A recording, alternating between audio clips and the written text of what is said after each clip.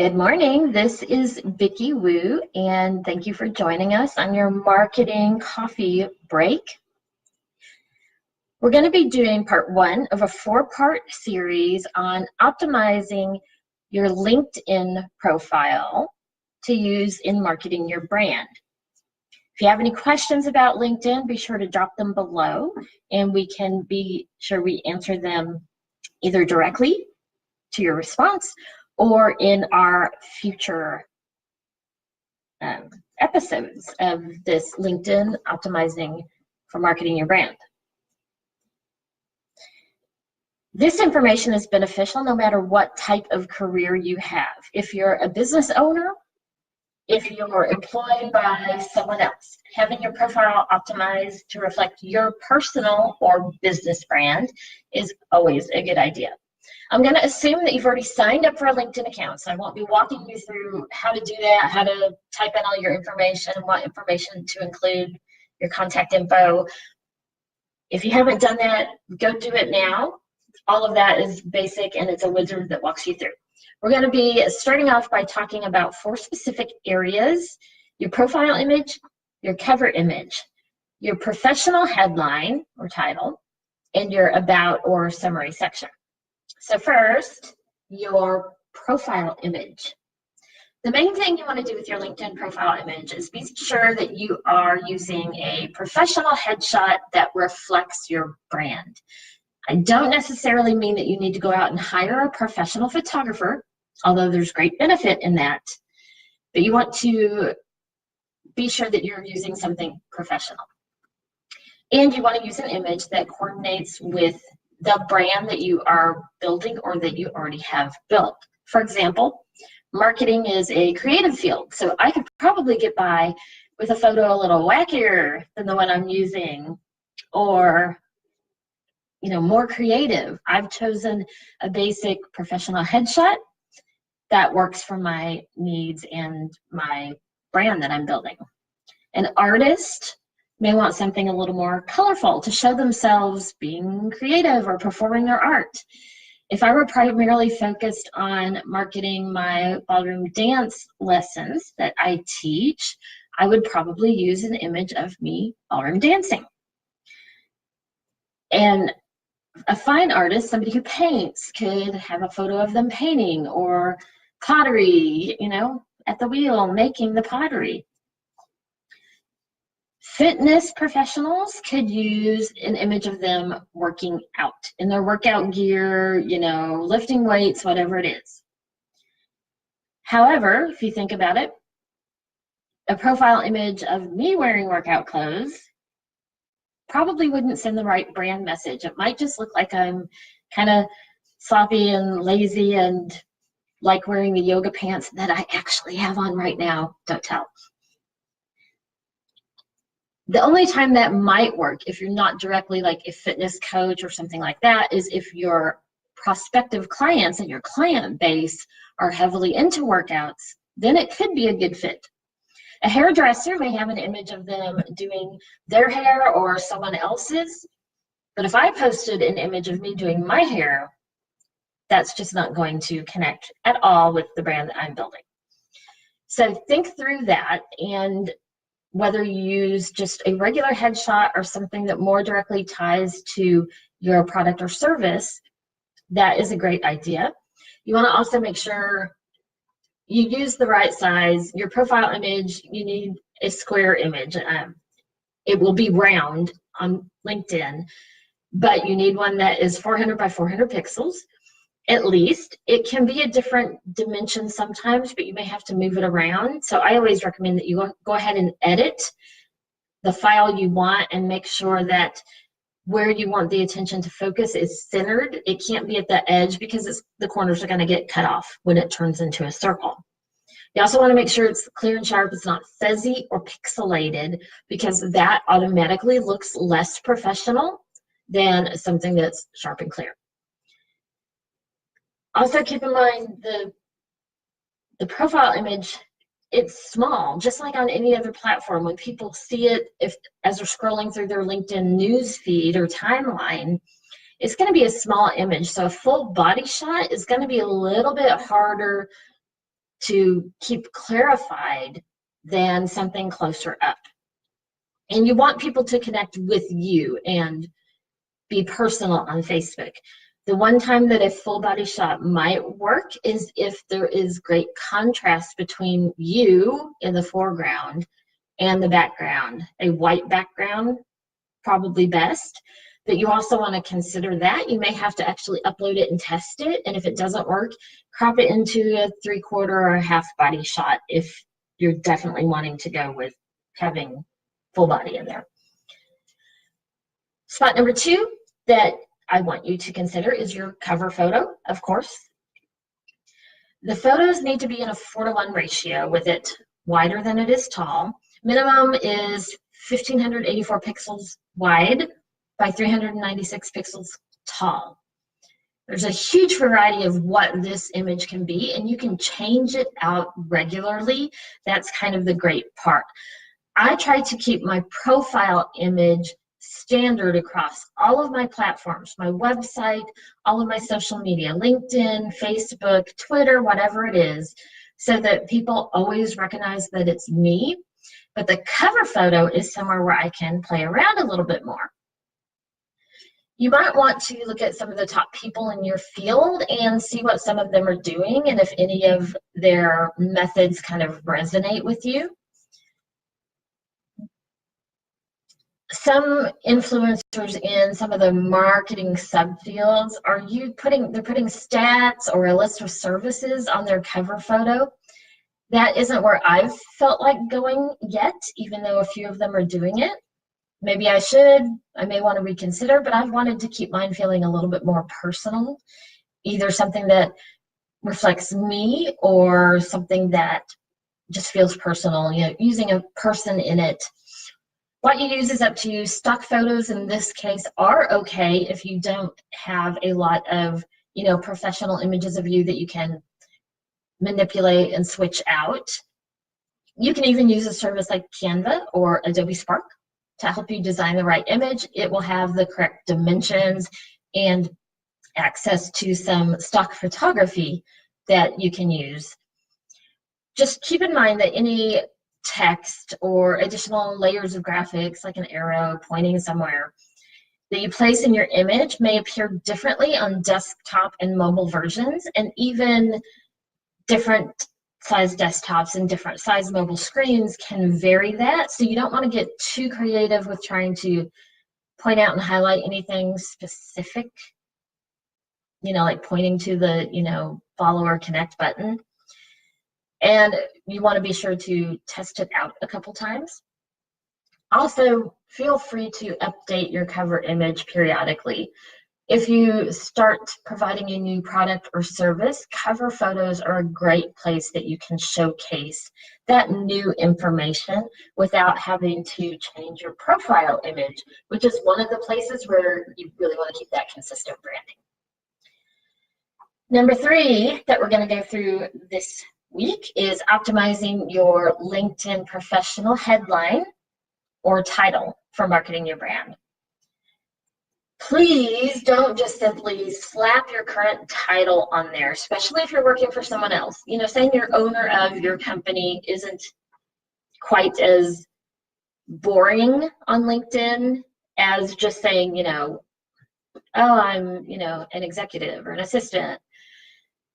If I simply put, marketing director or chief marketing officer or something like that as mine, it would be then not much different than the thousands and thousands of other people who may have the same title. Consider what you offer and write a headline that is somehow wrapped around that and something unique about you that stands out. Right now, mine says, focused marketing for your business from extensive world-class experience. Expert marketer, check. Ballroom dancer, check. Artist, check. I'm constantly revisiting and fine-tuning mine as needed, but it says in one succinct sentence what I do, and then gives a little bit of something more personal about me. Yeah, I'm the expert marketer, got that, but I'm also a ballroom dancer and an artist. may make people feel a little bit more personally connected, or that they know me a little bit better than had I only put something about my marketing. Also consider the limit that you get. It's 120 characters, like an old tweet on Twitter. So think, how would you sum up your entire professional experience in life and what you offer in your company in one tweet? Think about that and then type it out and edit it repeatedly. You can use basic symbols. As far as I know, I could be wrong, I haven't tried lately. LinkedIn wasn't offering emojis the last time I updated my professional headline or title, but you could put in some of the, if you go to like your character map program, like I put check marks or dots, or there's some other things that you are able to put in there, so feel free to do that as long as it connects and resonates with your brand. Part 4, and we're going to go more into this specific one next week, so you'll want to tune in for that. But this is your about section, or the summary section. And here's where you really get a chance to start to shine. Consider that you get a whole 2,000 characters in this section, which is great to talk about maybe some results that you've achieved, or to put in some of those keywords that people may be searching for. You can also connect to, you can add hyperlinks and some things like that in there as well. Where I want you to start your focus, since we'll be talking more about this about section next week. On a mobile device, the number of characters that can be seen without having to click more is 20 to 25 characters. And on a desktop, it's somewhere between 270 to 320 characters. What you say in your first couple of sentences in this about section is what's important, because that is the part people are going to see without having to click on, to read more. As of right now, here's what mine says. On a desktop, it has the marketing you need only when you need it, which is my tagline for my business. Marketing strategy and optimization. I help businesses clear away all the clutter of digital and traditional, and that's where it cuts off. On a mobile, you get the marketing you need only when you need it. Marketing strategy and optimization. I help. Mine also has a blank line between the two sentences. I did that strategically. I wanted to call out the tagline a little bit more, and white space around it can help do that. If I put it all together, I could likely get more text seen. So you want to consider that as well.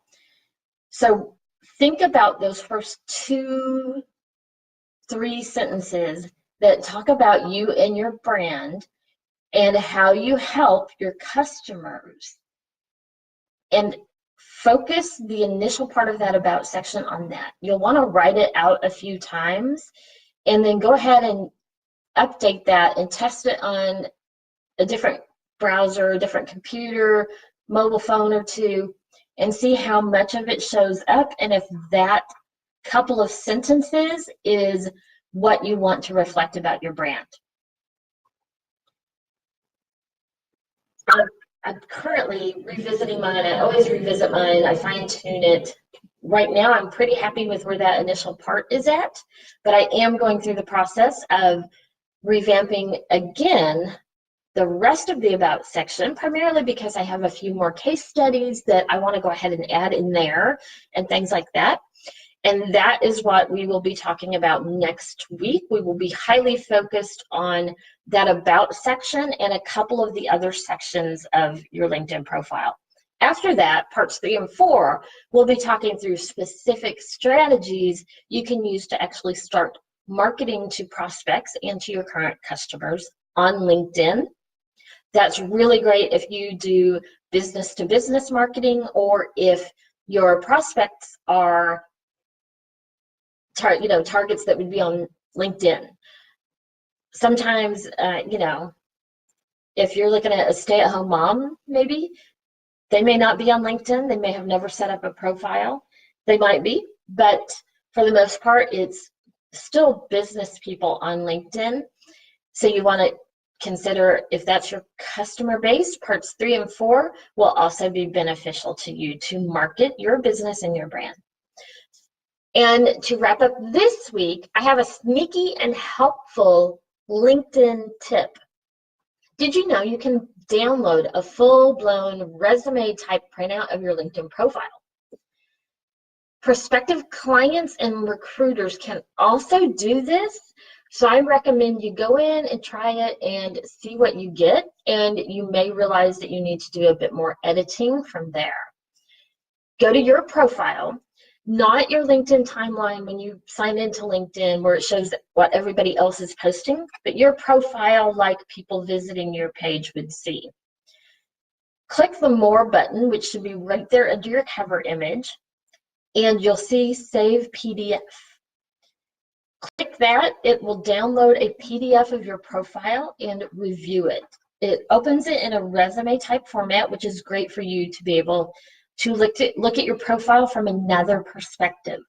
I think sometimes we get so focused on the boxes and the input fields that are on the page that we need kind of a fresh eye or a fresh perspective to be able to kind of see what's there. So do that, start there. And for those people who are maybe looking for a new job, this is also a great way to start with updating your resume. So great tip there.